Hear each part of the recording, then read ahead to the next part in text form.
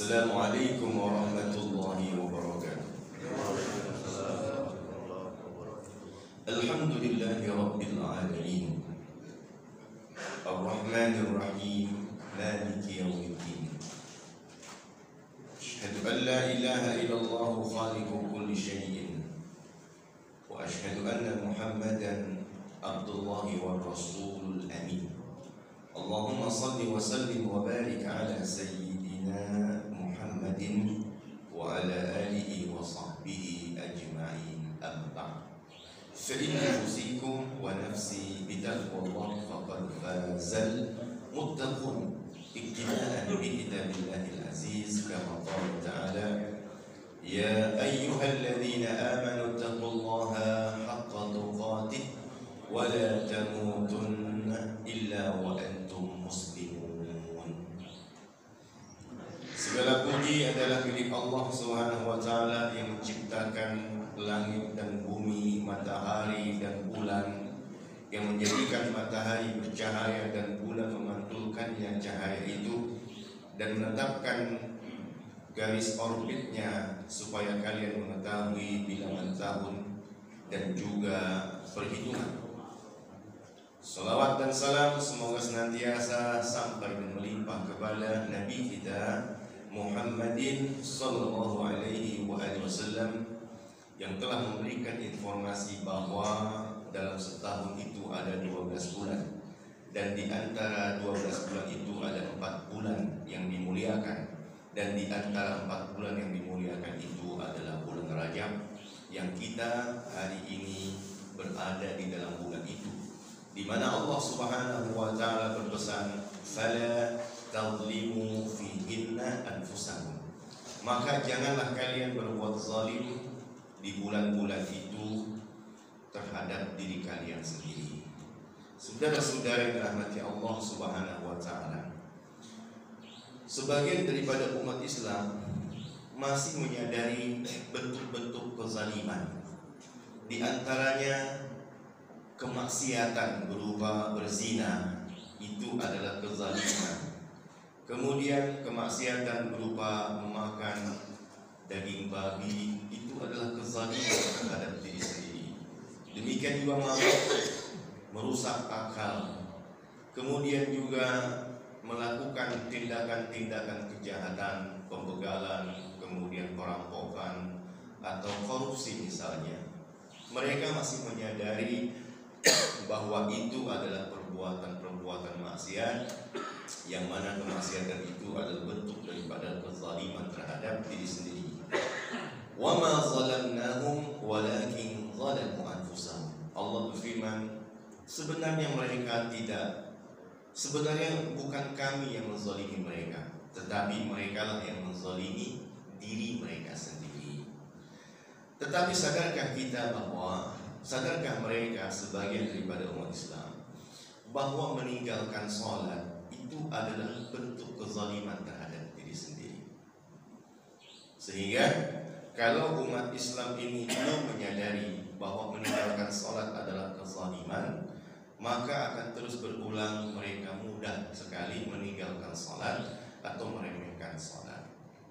Padahal Umar bin Khattab radhiyallahu anhu dalam kondisi sakit, terbujur badannya di atas pembaringan, ditutup dengan kain. Kalau di negeri kita orang sakit ditutup dengan kain batik, apa kira-kira itu? Udah wafat. Kalau tutupnya kain batik. Entah di zaman Umar ditutup pakai apa nih? Yang jelas orang-orang bertanya-tanya, apakah Umar bin Khattab masih hidup dalam kondisi yang seperti ini? Musajjad, ditutup dengan kain. Maka mereka berkata, kaifa tarawnahu, bagaimana pandangan kalian? Kama tara, dijawab seperti yang kalian lihat begini keadaan Umar bin Khattab radhiyallahu anhu. Maka salah seorang dari mereka berkata, aikiruhu bis shalah, bangunkan Umar bin Khattab itu dengan panggilan salat. Innakum, sesungguhnya kalian, lan tuqizu li syai'in afza lahu min as-salah, tidak akan mendapatkan sesuatu yang paling cepat untuk membangunkan Umar kecuali daripada panggilan sholat. Masya Allah. Ini tanda orang yang begitu concern dengan sholat dalam kondisi pingsan, bahkan kondisi pingsan yang sangat terlelap seperti orang yang sudah mati. Kalau dipanggil untuk sholat langsung bangun. Hari ini kita bangunin orang pingsan pakai apa Pak? Balsem, mana balsem? Ambilin kayu putih. Nah, berarti waktu hidupnya senang kerokan gitu. Nyari balsem terus. Maka Umar bin Khattab radhiyallahu anhu, tidak ada yang lebih bisa membangunkan Umar dari kepingsanannya selain daripada panggilan sholat. Maka orang pun berkata, as-salata ya amiral mu'minin, salat wahai amirul mu'minin, salat. Maka beliau yang terbujur di atas pembaringan tiba-tiba bangun dan sadar. Allah. Terucaplah kalimat dari mulutnya, Allah. Beda dengan kita, haduh. Hari ini kita sering teriak haduh ketika sakit, haduh. Tapi Umar bin Khattab radhiyallahu anhu yang hatinya penuh berisi dengan keimanan, kecintaan kepada Allah, yang keluar adalah Allah. Idzan wala haqqa fil Islam liman taraka shalah. Iya. Kalau begitu, ya, tidak ada hak di dalam Islam bagi orang yang meninggalkan sholat. Di Umar bin Khattab radhiyallahu anhu sangat takut sekali tidak memiliki bagian di dalam Islam, karena dia memahami bahwa tidak ada hak di dalam Islam bagi orang yang meninggalkan sholat. Dalam kondisi sakit, fasalla, beliau pun bangun untuk sholat. Wa inna jurhahu la yaf'abu daman, padahal luka hasil tikaman orang itu masih mengeluarkan darah yang mengalir. Saudara-saudara yang dirahmati Allah Subhanahu wa taala, begitulah orang yang sudah terbiasa mengerjakan sholat. Maka ketika sehat dia sholat, ketika sakit dia akan tetap mengerjakan sholat. Sekarang kita bayangkan, kalau sehat saja dia meninggalkan sholat, gimana kalau lagi sakit kira-kira? Akan lebih sulit mengerjakan sholat itu ya, dalam kondisi sakit. Bahkan kita lihat di rumah-rumah sakit, banyak sekali orang yang meninggalkan sholat karena kondisi sedang sakit, karena tidak terbiasa mengerjakan sholat ketika lagi sehat. Dan Umar bin Khattab sangat paham sekali bahwa yang paling penting sebenarnya adalah akhir daripada kehidupan, bukan awalnya. Kalau sekarang kita berada di permulaan awal tahun, bulan Januari, ya, maka yang paling penting adalah akhir umur daripada seseorang. Apakah dia tetap istiqomah atau tidak?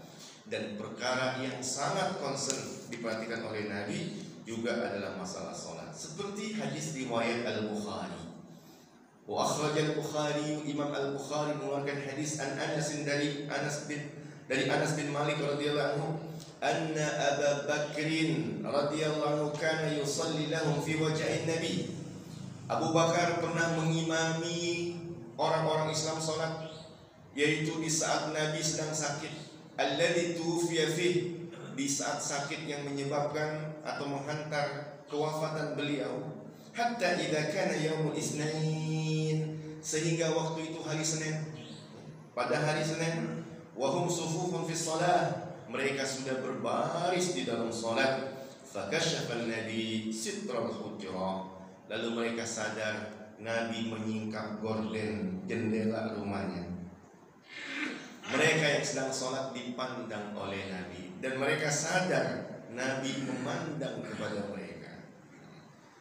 Jadi sahabat itu kalau sholat matanya melek, matanya terbuka, melihat dia, dan dia sadar dengan lingkungan. Maka ketika Nabi membuka gorden, mereka sadar, itu Nabi membuka gorden, memandang dan melihat mereka yang sudah rapih di dalam sholat. Yang suruh ilaina, Nabi ngeliatin kita. wa huwa qa'imun, sambil berdiri Nabi memandang, tabassama wa yadhhak, Nabi senyum sampai akhirnya tertawa bahagia, senang ya, meskipun nabinya tak hadir salat berjamaah dengan mereka karena begitu beratnya sakit yang menghantar kewafatan beliau, tetapi orang-orang itu memegang teguh yang namanya salat. Saudara-saudara, kita berada di bulan Rajab, dan umat Islam teringat pada bulan Rajab itu ada peristiwa Isra dan Mi'raj, dan peristiwa itu adalah peristiwa diturunkannya kewajiban salat 5 waktu. Maka tidak ada yang lebih menyenangkan Nabi dibandingkan dengan melihat umatnya memegang teguh apa yang pernah beliau terima dari langit ke-7, yaitu perintah kewajiban salat 5 waktu. Yanzuru ilaina wa huwa qa'im, Nabi berdiri membuka gorden, melihat, memandang kepada kami, kemudian tersenyum dan tertawa. Fahamna an naftatina minal farah, maka kami pun senang melihat Nabi sudah bisa bangun, melihat Nabi tersenyum dan tertawa. Hampir-hampir saja kami batalkan salat itu untuk mengurumuni Nabi Muhammad SAW. Wa nakasa Abu Bakar al-Aqibai, bahkan Abu Bakar pun sudah mundur dari tempat pengimaman karena merasa Nabi akan masuk ke dalam posisi imam. Wa dhanna anna an-nabiyya sallallahu alaihi wasallam kharijun ila shalat. Abu Bakar yang sedang memimpin salat sadar Nabi membuka gorden, memandang dan melihat, oh, barangkali Nabi pada pagi hari ini akan keluar mengerjakan salat. Maka mundurlah Abu Bakar. Fa asyara ilaina, tetapi Nabi memberikan isyarat, al-atimmu salatakum, selesaikan salat kalian, sempurnakan salat kalian. Al-atimmu salatakum wa arkhas sitra, kemudian Nabi menutup kembali gordennya. Wa tufiya min yaumihi, dan di hari Senin itulah Nabi Muhammad SAW wafat. Saudara-saudara yang dirahmati Allah Subhanahu wa ta'ala, maka seseorang itu yang paling penting adalah ketika di ujung umurnya, di ujung hidupnya, apakah dia masih mengerjakan salat atau tidak? Apakah dia bisa menjaga amal-amal baiknya, atau justru ditenggelamkan amal baiknya itu dengan keburukan di akhir hidupnya? Maka Umar bin Khattab radhiyallahu ketika sedang sehat, ketika beliau menjadi Amirul Mukminin, beliau berusaha mencerdaskan umat, beliau berusaha mencerdaskan rakyat dengan berdiskusi dan berdialog dengan mereka, tak terkecuali dengan anak-anak muda. Suatu kali Umar bin Khattab radhiyallahu anhu berkata, "Fi man tarawna hadhil ayah nazalat." Hadis ini dikeluarkan juga oleh Al-Imam Al-Bukhari dari Abu Bakar bin Abi Mulaikah. Umar berkata, "Fi man tarawna hadhil ayah nazalat." Hei, menurut pandangan kalian, tentang siapa ayat ini turun? Ayawaddu ahadukum an takuna lahu jannatun min nakhilin wa anab. Sukakah di antara kalian punya kebun kurma, kebun anggur, lahu fiha min kulli samarat, punya kebun, dia punya banyak buah-buahan. Sukakah kalian? Kalau pertanyaan itu berhenti sampai di sini, tentu orang-orang akan mengatakan suka. Siapa yang tidak suka punya kebun? Ya, hari ini orang tak cukup dengan taman umum. Hari ini orang tak cukup dengan hutan kota yang secara umum. Orang akan bikin taman dan kebun di halaman rumahnya secara pribadi. Orang ingin berkebun, orang ingin memiliki taman. Ayawaddu ahadukum an takuna lahu jannah. Siapa di antara kalian yang suka punya kebun, punya taman, kebun kurma, kebun anggur, kebun buah-buahan? Tetapi pada saat yang sama, wa asabahul kibar, tahu-tahu usianya sudah lanjut, dia baru sadar ternyata kebun yang sudah hijau ranau, buah-buah yang sudah seharusnya dipetik, tetapi dia sudah kehilangan kekuatan untuk memetiknya. mengambil hasilnya karena dia sudah tua. Wa asabahul kibar, dan ketika dia mau menyuruh anak-anaknya, walahu dzurriyyatun du'afa, ternyata anak-anaknya pun masih kecil-kecil karena terlambat menikah. Akhirnya umur sudah tua, anak masih kecil. Dia yang sudah kehilangan kekuatan, anak-anaknya belum lagi punya kekuatan. Sementara kebunnya sudah siap dipanen, tetapi tak ada kekuatan untuk mengambilnya. Walahu dzurriyyatun du'afa. Kalau sampai sini pertanyaannya, tentu orang sudah mulai berpikir, untuk apa saya punya semua ini kalau saya tak punya kekuatan untuk mengambilnya? Untuk apa semua ini ada di hadapan mata kalau anak-anak saya juga belum punya kekuatan untuk mengelolanya? Walahu dzurriyyatun du'afa. Apalagi kalau dilanjutkan, Allah berfirman, fa asabaha i'sarun fihi nar. Kemudian datanglah angin yang keras, angin yang kencang, i'sar fihi nar. Di dalam angin itu ada apinya. Dulu nggak kebayang seperti apa angin mengandung api, tetapi peristiwa yang terjadi belakangan ini di sebuah negeri, di luar negeri sana, Los Angeles, ya, kita dengar berita itu bagaimana satu negeri, satu kota itu habis dilahap api karena ada angin yang terus menyebar, ya, membakar satu wilayah demi wilayah. Itulah disebut dengan i'sar. Yang Allah katakan ada angin itu bermacam-macam. Ada angin yang kami kirim untuk mengawinkan pohon-pohonan. Wa arsalna riyaha lawaqih, dan kami kirim angin lawaqih untuk mengawinkan pohon, sehingga pohon itu pun berbuah. Jadi kalau Bapak lihat pohon-pohon berbuah, itu pohon itu dikawinkan oleh angin yang dihantar oleh Allah Subhanahu. Ada angin yang bertugas dikirim oleh Allah untuk menjalankan kapal-kapal, perahu-perahu di lautan. Iyuskinirih fayadlanna rawakida ala zahri. Kata Allah, kalau kami bikin diam untuk angin, kalau kami bikin angin itu diam tak bergerak, iyuskinirih. Jadi itu angin, jamaknya riyah. Kekuatan yang menggerakkan benda dari luar namanya rih. Kalau rih itu dimasukkan ke dalam benda, lalu bisa berikan gerakan, namanya ruh. Ada rih, ada riyah, ada ruh, ada arwah. Kata Allah Subhanahu wa ta'ala, iyuskinir rih, kalau kami buat angin itu diam, fayadlanna, maka kapal-kapal di atas laut itu rawakid ala zahri, juga tak akan bergerak, diam aja. Kalau tidak akan sampai ke tempat tujuan. Maka saudara-saudari dirahmati Allah Subhanahu wa ta'ala, dan di antara angin-angin juga ada yang bertugas untuk mengumpulkan awan-awan kecil menjadi besar, kemudian yakhruju min khilali, keluar dari celah-celahnya itu air. Jadi ada angin yang tugasnya mengumpulkan awan berisi air, kemudian diturunkan di sebuah tempat. Dan di antara angin juga ada yang namanya i'sar, yaitu angin yang bermuatan api. I'sarun fihi narun fahtarakat, sehingga kebun-kebun yang dimilikannya pun terbakar. Maka kalau dilengkapi ayat ini, ayawaddu ahadukum an takuna lahu jannatun min nakhil wa anab tajri min tahtiha al-anhar lahu fiha min kulli thamarat wa asabaha al-kibar wa asabahu al-kibar wa lahu dzurriyyatun du'afa fa asabaha i'sarun fihi narun fahtarakat.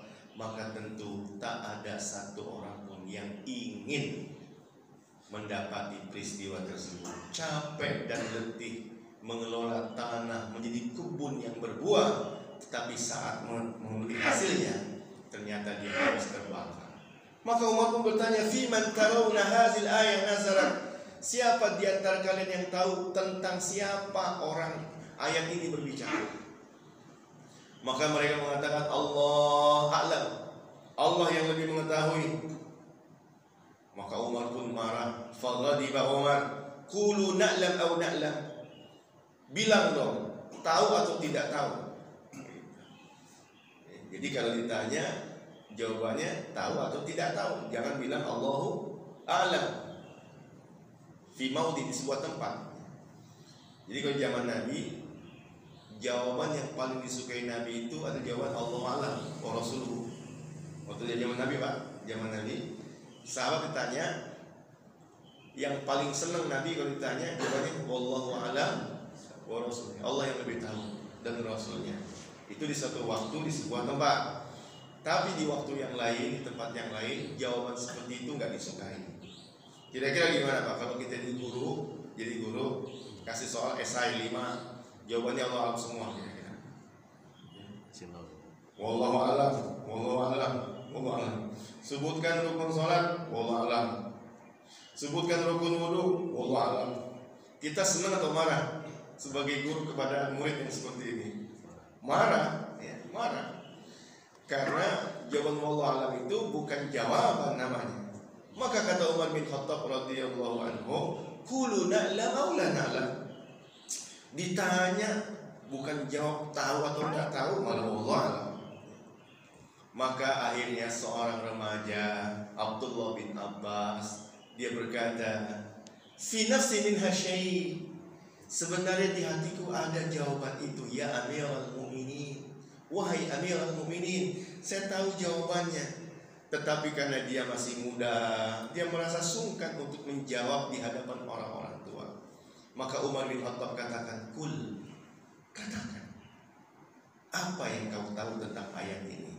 Maka Abdullah bin Abbas mengatakan, "Duriba limathalin, duriba li amalin." Ini dibuat, ayat ini dibuat sebagai contoh untuk sebuah amal perbuatan. Umar berkata, "Ayo amal." Amal apa? Amal yang mana? Dijawab, li amalin, ya untuk amal apapun. Dengan pengertian, ya, amal apapun yang terpenting adalah ujungnya. Apakah bisa diambil hasilnya atau tidak? Amal apapun yang penting akhirnya, penutupannya. Apakah baik atau buruk? Li amalin, untuk amal apapun. Maka Umar menambahkan, bukan sekedar amal, tetapi li rajulin ghani, untuk lelaki yang kaya, yang malu bit ta'ah, dia beramal taat sepanjang hidup, ya. Tetapi fa ba'asallahu lahu syaitan, di hari tuanya, di saat umurnya sudah lanjut, rambut dan jenggot sudah putih, tulangnya sudah lemah, Allah Subhanahu wa taala mengizinkan permintaan setan untuk menguji. Fa ba'asallahu lahu syaitan, datang setan menguji dia, dan Allah biarkan setan itu untuk melihat dan mengetahui gimana pilihan orang itu di saat tuanya. Tetapi wal iyadu billah summa na'udzubillah fa amila bil ma'asi. Ada orang yang awal daripada kehidupannya baik, tetapi di ujung umurnya itu dia justru bermaksiat. Fa'amila bil ma'asi hatta aghlaqa a'malahu, sampai akhirnya kemaksiatan itu menutup amal-amal baiknya. Saudara-saudara yang dirahmati Allah Subhanahu wa taala, kembali kepada concern kita tadi, salat. Salat itu adalah induk daripada amal. Maka jangan sampai ketika kita sudah tua, ketika kita sudah lanjut usia, kebaikan-kebaikan yang kita punya di masa dulu ketika muda justru ditutup dengan meninggalkan sholat di masa tua.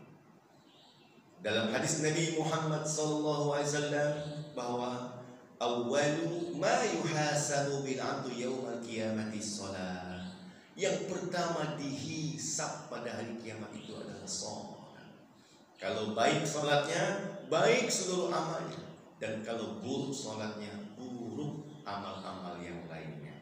Jadi Bapak Ibu saudara-saudari dirahmati Allah Subhanahu wa taala, dalam rangka mengingatkan kita di bulan Rajab, kita teringat dengan Isra dan Mi'raj, kita teringat dengan perintah wajibnya salat 5 waktu, dan hari ini kita dihadirkan dan dihidangkan bahwa Umar sangat perhatian dengan salat di masa tua, di saat sakit.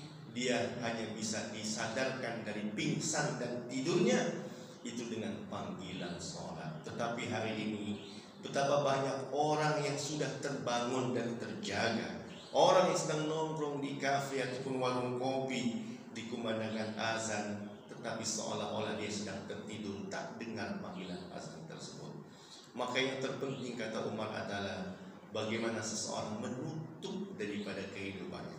Mudah-mudahan pengajian kita di pagi hari ini menambah kekuatan kita untuk istiqomah dalam mengerjakan salat, karena menyadari yang dikatakan oleh Umar, idzan wala haqqa fil Islam liman tarakas salat. Kalau begitu, tak ada hak di dalam Islam bagi orang yang meninggalkan salat. Fa shalla, maka Umar pun bangun mengerjakan salat. Wa inna jurhahu la yas'abu daman, padahal luka di tubuhnya itu masih mengeluarkan darah. Bapak Ibu saudara-saudari yang dirahmati Allah Subhanahu wa taala, demikian pengajian kita di pagi hari ini. Jika ada soal atau diskusi, saya persilakan.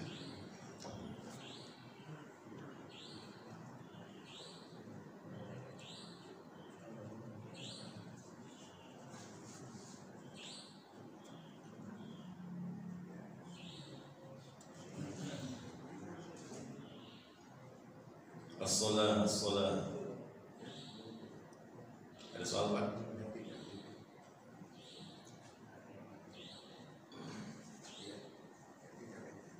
Tidak ada.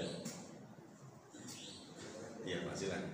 Assalamualaikum warahmatullahi wabarakatuh. Waalaikumsalam warahmatullahi wabarakatuh. Saya sampaikan tadi bahwa akhir dari kehidupan ini yang baik itu apabila yang sebelumnya banyak baik dan akhirnya tidak baik,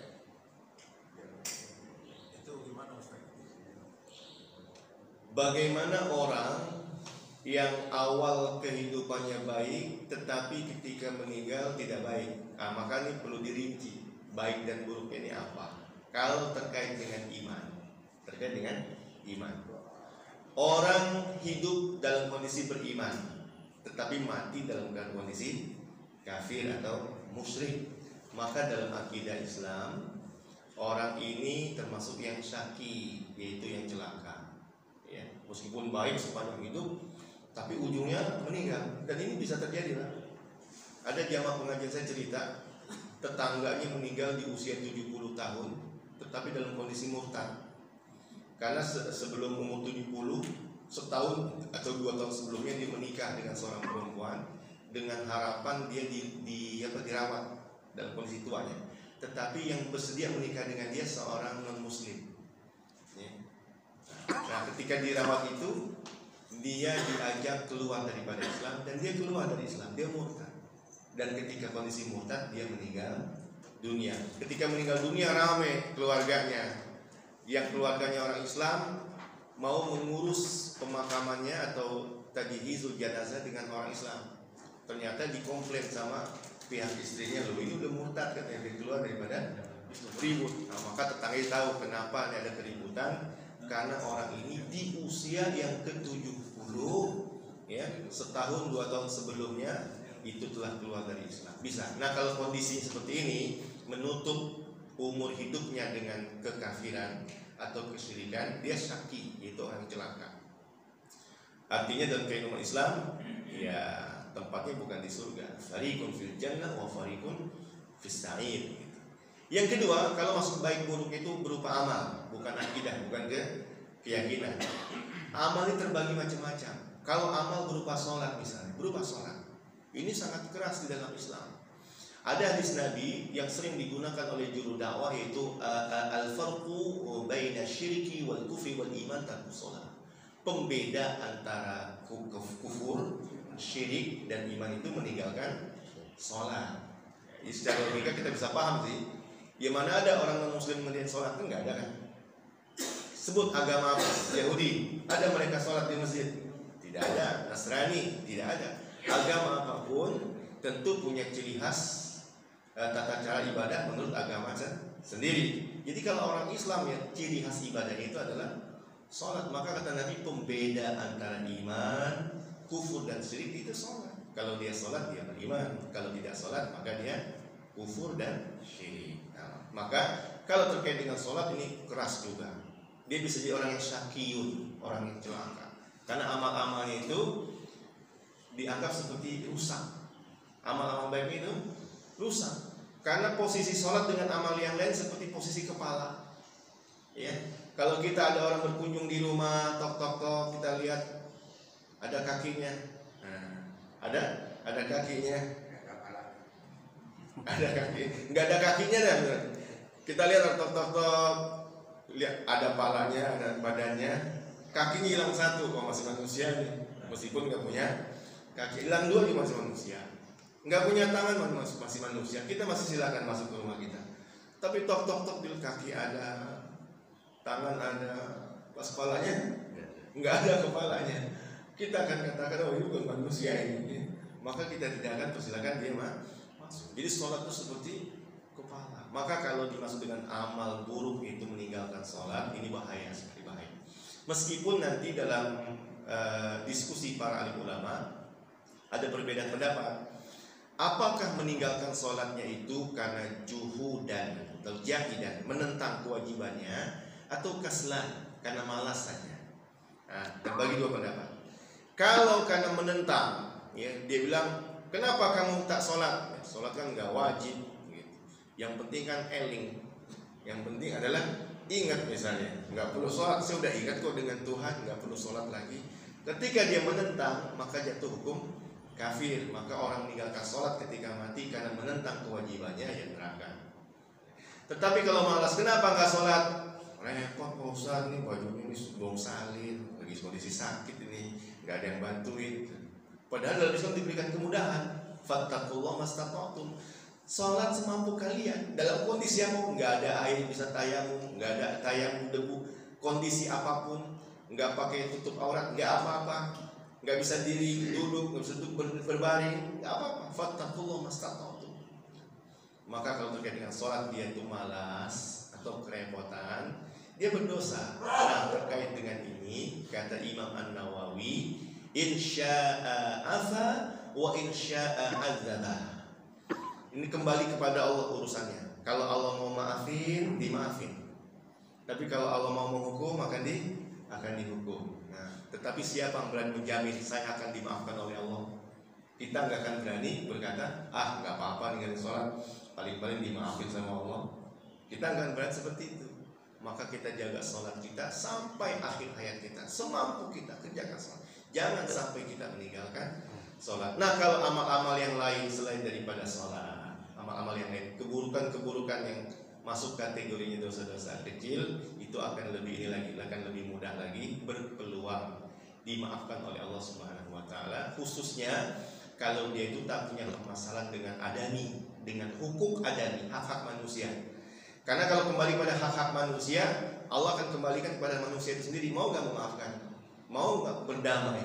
Mau gak selesai? Atau mau dibawa ke pengadilan? Pengadilan akhirat berat. Bahkan pengadilan dunia kata Nabi, kenapa gak diselesaikan tadi di luar meja hijau? Selesaikan secara kekeluargaan. Karena kalau sudah masuk meja hijau kata Nabi, hukum harus ditegakkan. Dan kadang-kadang kalian yang bersalah pandai bicara sehingga menang, tetapi kalian yang benar nggak bisa berbicara sehingga kalian kalah. Tapi hukum harus ditegakkan. Kalau mau cabut perkara, jangan dimasukkan ke meja hijau, selesaikan kekeluargaan. Karena kalau sudah diputus, hukum harus ditegakkan. Nah, ini kalau hak-hak adami gitu. Jadi ini perlu tafsir. Buruknya itu seperti apa? Ada keburukan yang bisa menghanguskan seluruh amal. Ada keburukan yang hanya menghanguskan satu amal secara parsial saja. Misalnya riya. Kalau dia riyanya ketika sedekah saja, maka sedekahnya doang yang hangus. Tetapi pahala yang lain tidak akan ikut hangus. Misalnya bulan puasa. Bulan puasa kan banyak orang yang meskipun nggak sholat tapi puasa kan? Ada nggak gitu? Ada. Kalau bulan puasa rata orang pada puasa meskipun orang yang meninggalkan sholat. Nah, ini terpisah antara sholat dengan puasa. Jadi sebagian orang ada bilang, khususnya masing-masing Arab itu bilang, ya kalau nggak sholat puasa pun ditolak karena orang meninggalkan sholat kufur. Tapi ada sebagian yang bilang enggak, sholat meninggalkan sholat bermaksiat itu tidak menghanguskan amal yang lain. Jadi puasa mereka tetap diterima, zakat mereka tetap diterima, kan biasa kita tuh, atau mereka umroh haji tetap diterima, ya. karena dia parsial, terpisah antara satu dengan yang lainnya. Gitu. Wallahu taala a'lam bishawab. Jadi sebaliknya gitu juga Ustaz. Kalau awalnya jelek, akhirnya bagus, itu jadi orang masuk golongan. Iya, masuk golongan sa'id namanya. Karena tanya asyakir al sa'id, berbahagia. Orang yang amal awalnya buruk, tapi ternyata pasti ujungnya baik misalnya, itu juga masuk golongan yang baik. Karena Allah berpesan wala tamutunna illa wa antum muslimun. Misal dalam perjalanan hidup sahabat, rata-rata sahabat Nabi mengawali kehidupan dengan keburukan. Rata-rata. Kalau tabi'in rata-rata dari awal baik karena generasi kedua, tapi sahabat Nabi banyak awalnya buruk. Contohnya Wahsy bin Harb membunuh, syirik, berzina, bahkan membunuh paman Nabi. Tetapi di saat tuanya, di masa akhir hidupnya, dia sudah menjadi orang yang baik. Maka dia masih didorong kepada orang yang baik. Maka ulama sepakat bahwa Wahsy bin Harb, meskipun dia dikenal dengan qatilu Hamzah, pembunuh Hamzah, tetapi setiap kali Wahsy disebut namanya, orang-orang Islam berkata radhiyallahu anhu, Allah ridho kepadanya. Nah, maka tadi pentingnya adalah yang sebenarnya ujungnya. Nah, harapan kita ini di masa-masa akhir kita ini bagaimana bisa menutup dengan kebaikan-kebaikan. Allah taala a'lam bishawab. Iya. Ustaz, yang tadi kayak orang bisa jelang akhir kemudian tidak mampu sholat. Itu kan banyak sekali saya kira Pak ya. Iya. Sakit, marah, dan yang merawat tidak mengarahkan untuk melakukan sholat. Itu bagaimana Pak? Bagaimana apanya? Iya. Kewajibannya itu. Ya, tetap wajib. Orang sudah tidak mampu, sama sekali tidak mampu. Membersihkan badan sendiri tidak mampu. Iya. Kemudian merawat tidak mengarahkan untuk melakukan sholat. Nah, apakah tetap dia punya kewajiban yang harus dilaksanakan? Iya, selama akalnya masih berfungsi. Selama akalnya masih berfungsi, karena gerakan-gerakan sholat itu bisa dilakukan dengan isyarat. Misalnya kondisinya itu stroke, kan susah dia, repot ya. Maka selama dia masih berakal, dia tahu ini waktu sholat, maka tetap dia wajib mengerjakan sholat. Meskipun perpindahan gerakan sholat itu hanya dengan isyarat, menganggukkan kepala ataupun mengelitkan mata seperti itu, atau hanya menggerakkan jari misalnya. Dalam kondisi tangan sudah diinfus, kemudian sudah lemas, tapi dia masih sadar, oh ini waktu sholat. Maka dia ucapkan Allahu Akbar. Dia sadar ini posisi berdiri misalnya. Dia baca Al-Fatihah, kemudian ketika ruku dia gerakan misalnya tangan Allahu Akbar sebagai isyarat untuk ruku. Itu pun bisa seperti itu. Intinya selama orang itu masih berakal, maka kewajiban sholat itu ada pada dirinya. Adapun tata caranya dia nggak bisa wudhu, bisa diperbantukan oleh orang yang mewudhukan misalnya. Atau bahkan sama sekali nggak ada yang membantu dia menyalin baju yang ada najisnya, kotorannya, maka dia sholat ala halihi, di atas keadaannya itu.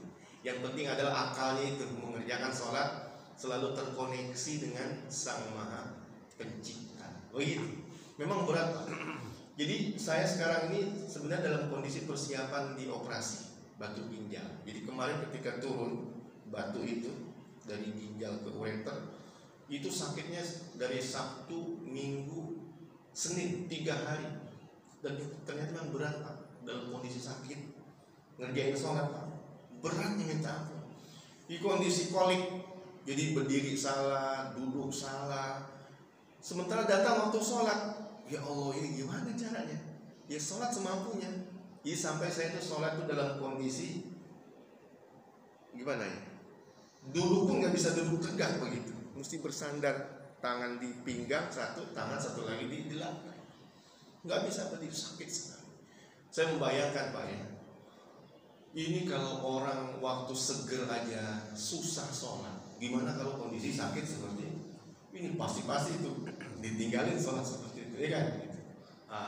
Tetapi kalau orang sudah terbiasa dan dia sadar sholat itu kewajiban, wala haqqa fi islami man taraka shalah, maka dalam kondisi apapun dia tetap mengerjakan sholat. Semoga Allah berikan taufik. Ayat Pak.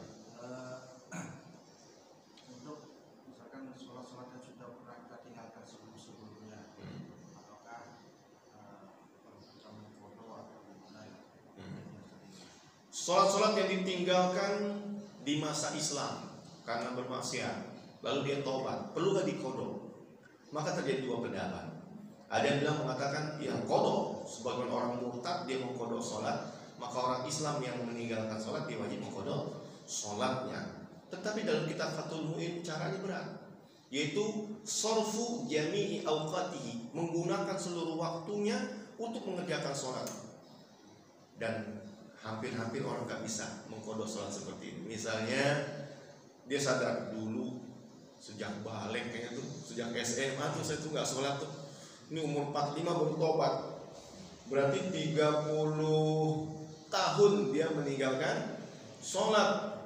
Sehari 5 waktu kali itu 30 tahun. Dan cara mengkodok itu sorfu jami awqatihi, menggunakan seluruh waktu. Habis subuh sholat sampai zuhur nggak selesai.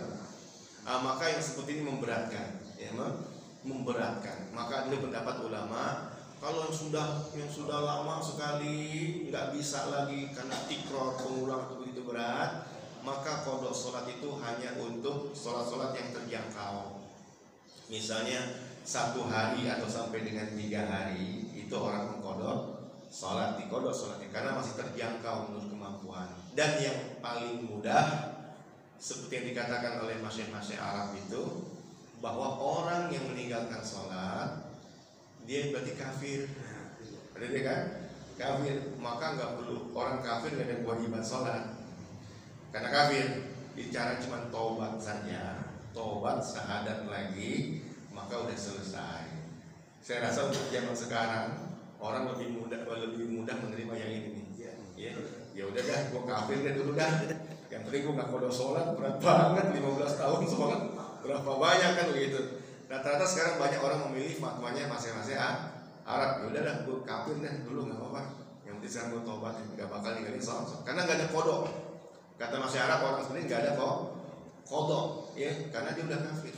Cukup dia tobat kemudian menjalankan sholat. Tetapi sebagian ulama tadi, ya, yang terjangkau olehnya dikodok dengan menggunakan seluruh waktu. Ada juga yang mengkodoknya itu mendabelkan, ya, subuh 2 kali, zuhur 2 kali. Berarti selama 30 tahun dia meninggalkan sholat, 30 tahun ke depannya dia sholatnya double seperti itu. Ya, tapi seperti yang saya bilang tadi, kayaknya orang sekarang tuh secara praktek nggak ada yang mempraktekkan seperti itu. Mereka hanya mengkodok sholat yang terjangkau 3 hari atau sehari, atau tadi ya udah nggak apa-apa saya dihukum kafir, sekarang saya tobat, saya tidak akan tinggalkan sholat gitu. Wallahu ta'ala alam bishawab.